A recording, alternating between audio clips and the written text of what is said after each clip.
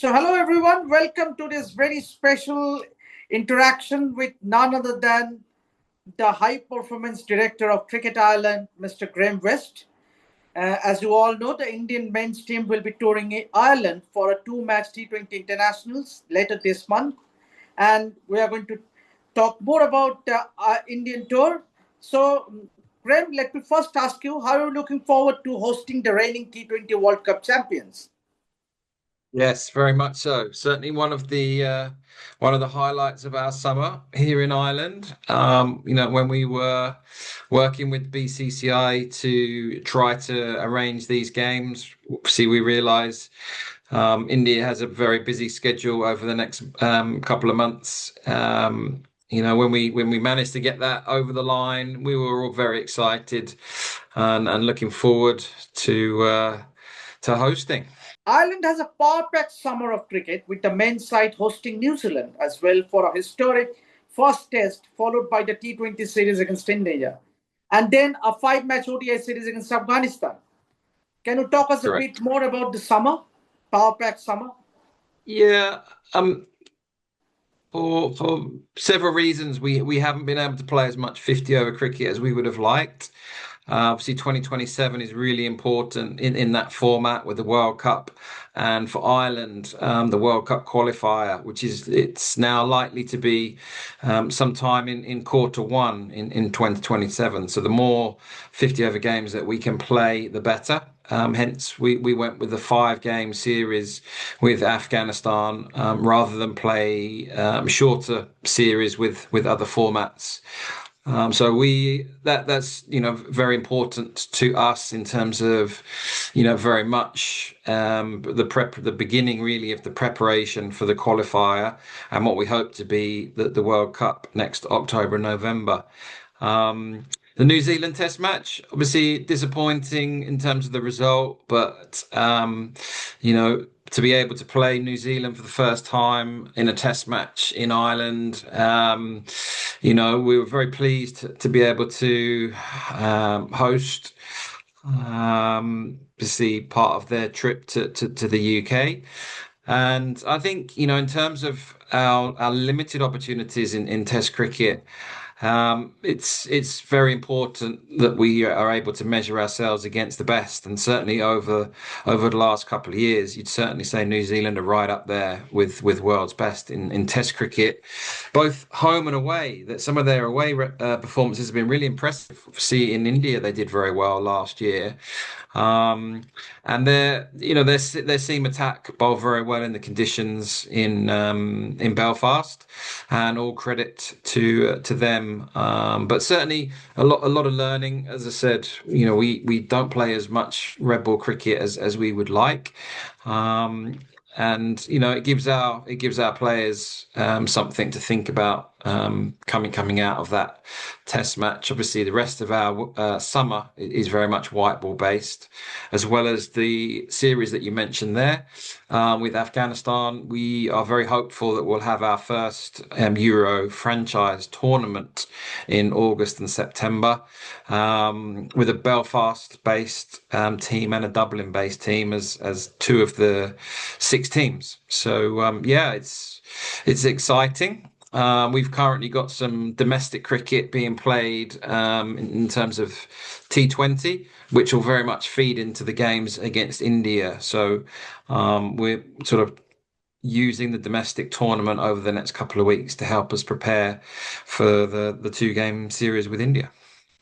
You're talking about the India series, obviously. How is the buzz around watching a teenage sensation, Vaibhav Sooryavanshi, who is all set to make his debut for the Indian senior team, assuming that he makes his debut for the series against Ireland?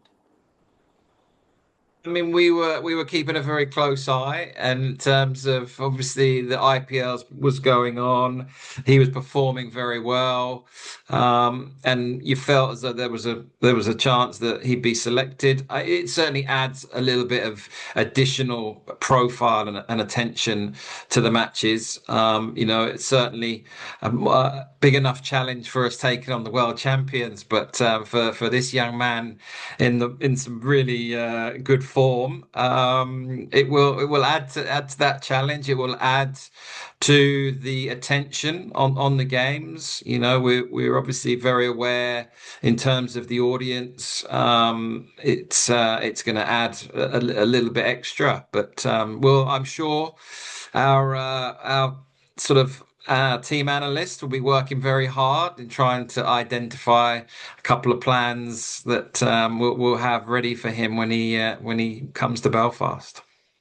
But talking about the excitement of watching a teenage sensation, means would it sort of reflect on the ticket sales, or is there kind of a promotion on part of Cricket Ireland to be witnessing for the first time rare talent?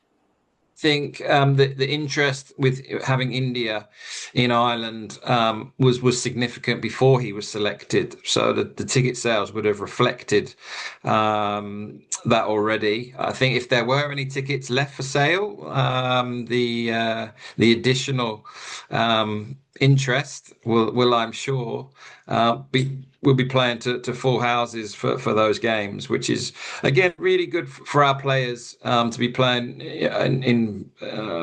in those sorts of environments. I think that's one of our challenges is trying to create the atmosphere and the pressure that you'll find at a World Cup, for example. And just being able to handle, manage those pressure situations. So, you know, we're really looking forward to these two games on many levels. And Graham, can you just tell me, is there a bit of disappointment not to watch Virat Kohli and Rohit Sharma? Means it's a shame that India is not playing a one-day internationals because they have already retired from T20 cricket. Look, we're grateful. We're grateful for the BCCI for coming over. We know it's going to be a quality side. You know, whoever's selected in the squad and the starting 11. So we recognise it's a great challenge, and I'm sure our players will rise to that. Obviously, we watch the IPL. We watch these players. Obviously they've done very well, haven't they, of late? But look, it doesn't matter. 1 to 11, India are going to be very strong, and as I said, we'll embrace that challenge. Last time India toured Ireland, the matches were played at the village in Malahide. So was it a conscious decision to host the matches in Belfast? Yeah, I mean, we've obviously have to balance things out, and one of the things that we had to consider there was the ETPL, and in terms of the commitment that had been made in terms of hosting games. The other issue is in Malahide at the time of year that we're playing India, they have a number of concerts in the area, which are, relatively large, 15, 20, 25,000 people, I believe, attend those concerts. And the area wasn't able to accommodate the cricket and the concerts at the same time. So it was unfortunate in terms of the timing, but Stormont will be a very sort of intimate venue. As I said, it'll be a full house for both those games. Great atmosphere, and really looking forward to that. It's only just a couple of weeks away now. Yeah, Greg, can you tell us about the current professional cricket structure of Ireland and what are the steps taken in terms of developing the men's and women's cricket? Yeah. So pretty much similar in terms of the men and women, that we have around about 25 contracted players in both on the men's side and the women's side. But they are the only professional cricketers in Ireland. So there is no sort of domestic contract that you would have in India that, county cricket offers. So, in terms of the pool of professional players in Ireland, it's a small pool. We have to manage those players very carefully. Obviously, we don't have the same depth as the majority of the other full members because of those limitations around contracts. But look, we do our best with what we have. We invest in those players. We invest in terms of the support that we put around those players. Domestic cricket is played within the provinces. This year we have three provincial teams. So again, because the domestic cricket this year hasn't clashed with the international cricket, we've been able to put the contracted players into their provincial teams. And then you're looking at some of our, younger talent that's coming through the system in those teams, plus some good club cricketers that they're pushing for contracts to sort of raise their level to go full time. So it's certainly somewhat different to what you have in India in terms of the numbers. But look, we have to work with that. I mean, I think one of our real challenges at the moment is ensuring that we bring through enough young talent on the men's side to ensure that we're able to cope with players coming to the end of their careers, or we're able to cope with some long-term injuries, of which we have a couple at the moment. On the flip side, our women's team and our women's pool of players is very young. Most of those players will be under 25. A number of those players are still in education. So they would have educational contracts that allow them to continue their studies, but also to train regularly, practice. And obviously, when the time comes to travel, they're able to do that with the blessing of their universities and colleges and schools. But again, it just sort of highlights the challenges that we have, that you travel on tour probably with half a team of players that have to sort of keep up their studies whilst preparing to play international cricket. Yeah, and talking more about women's cricket, Ireland women's team has been doing really, really well over the years. In the Tri-Series, they defeated both West Indies and Pakistan. Even in the warm-up games, they defeated Bangladesh and gave South Africa a run for their money. What are your expectations from the women's team in this upcoming T20 World Cup? Sort of the expectations that they continue to show that growth that you've mentioned there. It has been reflected in those results over the last couple of weeks, which is really good to see. We've obviously got two or three players that have established themselves in international cricket. They've had opportunities, whether it be Gabby Lewis, whether it be Orla Pendergast, whether it be Amy Hunter to a smaller degree. That exposure playing in franchise cricket, county cricket, has obviously benefited those players. It's very much now for the sort of the next group of players to establish themselves and kind of aim to get to the same level as the players I've mentioned there, so that when it comes to the crunch situations, we have more players that are able to contribute and produce those match-winning performances. Obviously, in T20 cricket, it could be a quick fire 20-25 off 10 balls. It could be a couple of overs, very economical, or picking up a couple of wickets. But I think in terms of the trajectory of the team, it's very much now down to that team effort to elevate us and be consistent in terms of our performances particularly against those teams ranked just above us, the Pakistans, the Bangladeshis, the Sri Lankas. They're the teams that what you talked about expectation. We should be getting to a point where we are expecting to beat those sides on a more regular basis. I think that would be the measure of the team's progress. But I think we've also got to be aware that the teams behind us are also getting strong. We saw Scotland and Holland in particular in the qualifier in Nepal put out some fantastic performances. So as much as we want to try and move up and compete with those teams above us, we've got to make sure that we're also staying ahead of the teams that are on our tail.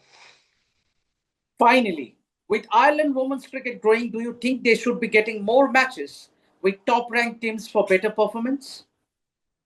Well, we're part of the women's championship, which means we're in the group that provides us with that sort of opportunity to play the best sides in the world on a regular basis. We would have gone to South Africa in December. We play in England later in the summer. See, we host the West Indies. If you think back to the last T20 World Cup, those sides did particularly well. And obviously England are always a force to be reckoned with. So we feel as though we are certainly in a good position now and getting those fixtures on a more regular basis, which creates that challenge, but also, it allows us to sort of benchmark exactly how much, progress we have made and what is it that we still got to make up in order to really push forward. But no, we're very pleased, in terms of the fixtures that we have access to. I think it's pretty much through now till 2029. The likes of Australia, India will come to Ireland next year alongside New Zealand. So, it's very much now for those players to stand up and keep progressing. It's been a pleasure having you, Graeme. Obviously, we hope that the women's team, Ireland women's team, cause some upset and go on to have a great T20 World Cup. So it's a pleasure to have you, and thank you everyone for watching this interview. Do share your comments as to how you enjoyed this interaction with Graeme West. Obviously, he's the director of cricket and head of cricket in high performance in Cricket Ireland. So that's it for now. Keep watching this space to get more updates throughout the world of sports. And Debasis signing out. Keep watching Red Sports.